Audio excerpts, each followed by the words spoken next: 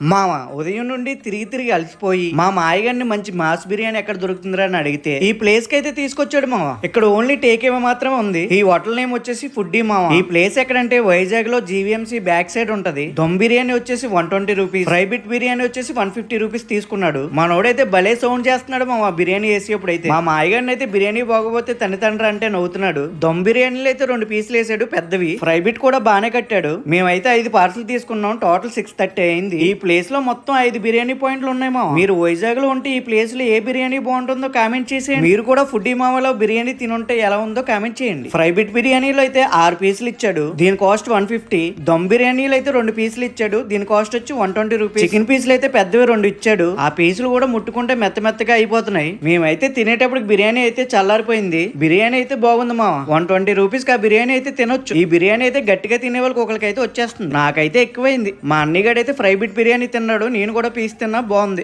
మా వాళ్ళకి కూడా నచ్చింది. మా సాయిగాడు అయితే టిఫిన్ తో సరిపెట్టేశాడు వారం కాబట్టి. మీరు కూడా అటువైపు వెళ్తే ఒకసారి ట్రై చేయండి. ఎలా ఉందో కామెంట్ చేయండి. ఇంకొంటా మరే.